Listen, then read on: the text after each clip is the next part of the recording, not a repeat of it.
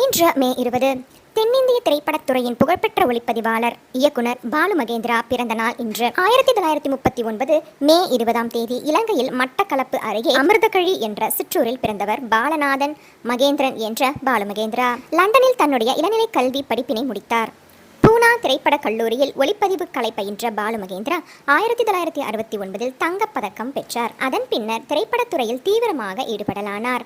தமிழ் சினிமாவை அருமையான கலை அனுபவமாகவும் அழகனுபவமாகவும் மாற்றியவர்களில் ஒருவர் பாலு மகேந்திரா. இயக்குனர், ஒளிப்பதிவாளர், படத்தொகுப்பாளர், டப்பிங் கலைஞர், நடிகர் என்று பல துறைகளில் இயங்கியவர். இந்திய சினிமா வரலாற்றில் முக்கியமான திருப்பத்தை ஏற்படுத்திய ஒளிப்பதிவாளர்களில் இவர் பெயரும் இடம்பெறும்.